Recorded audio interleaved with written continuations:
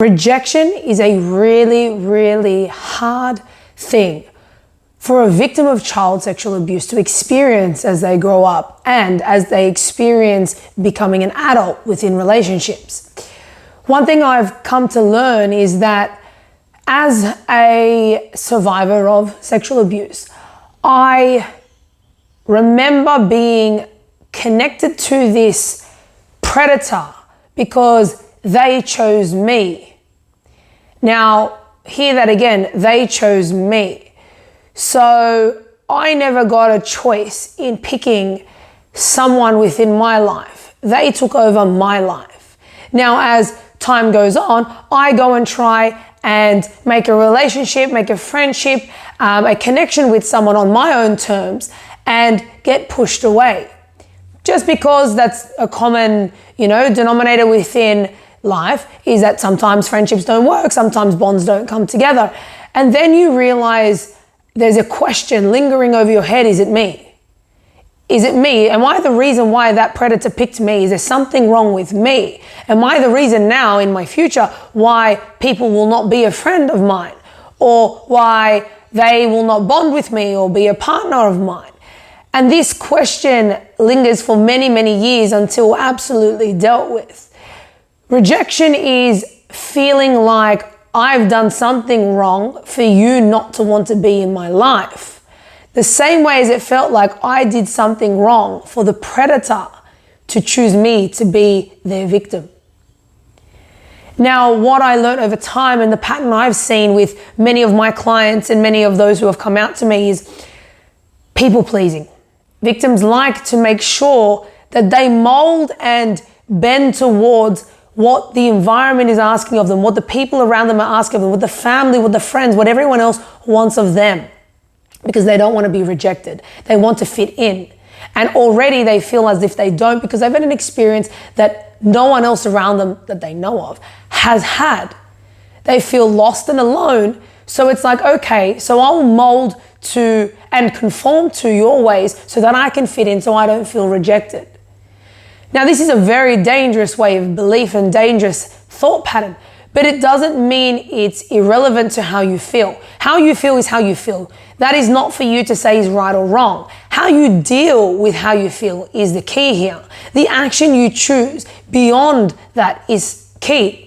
If you choose to conform and manipulate your ways, your views, your opinion, your life, your sexual partners, friendships, just because of others, because you don't want to be rejected, you have not learned what true rejection is. You have not learned what moving on from people is, what being your own human is, and understanding that not every partner or every person in your life is going to be on the same wavelength as you or on the same page as you. And that's how life works. Not everyone needs to be in your life. That may include families and friends. And if you're watching this and going, man, I've made all these decisions based off not me, but based off all of these other humans, and I don't feel like it's me, at some point you may have to remove these people from your life, and that is okay. And that could mean your partners, your family members. But you get to choose who you want in your life based off who you want to be and who you are, not based off trying to be like everyone else. Now, feeling rejected is a common emotion that people have on all spans of life, regardless the experience. And it is uncomfortable because people are uncomfortable with the idea that they don't fit into the mold that someone else has, that they are not potentially accepted for their way or their belief or their actions.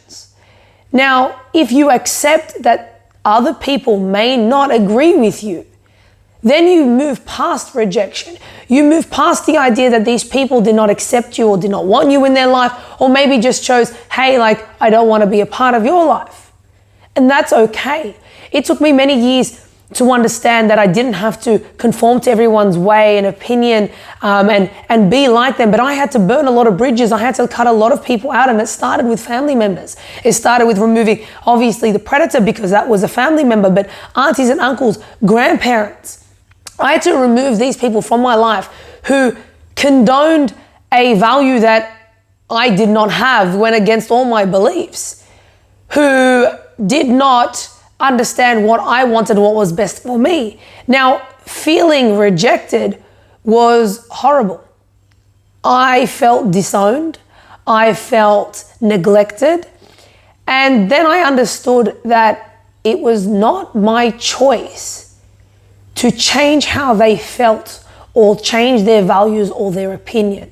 It was my choice to understand or to act based off how I felt and based off that situation. It was my choice to respond the way I choose to respond.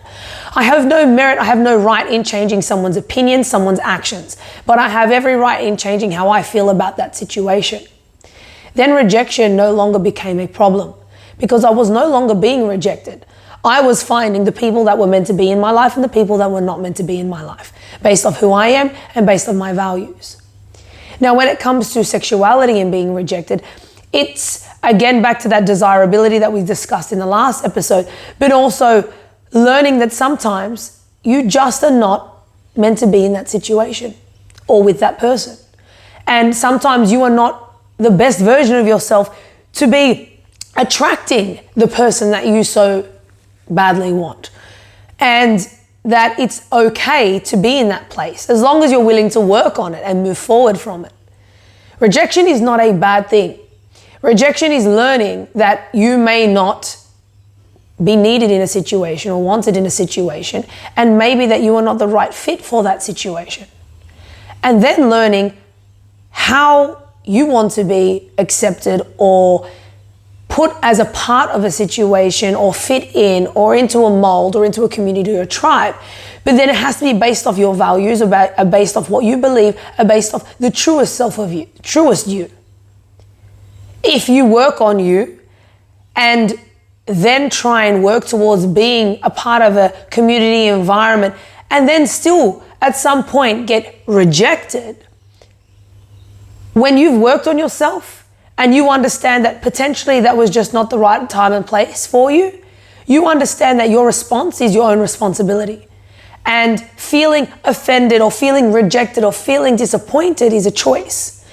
But feeling as if I can learn something from this, I can move forward, I can grow, I'm gonna work on myself is also a choice. So you get to choose. Once you've learned that your rejection has nothing to do with your choice, but someone else's choice, you'll have no problem in moving away from that situation freely and openly and without being hurt.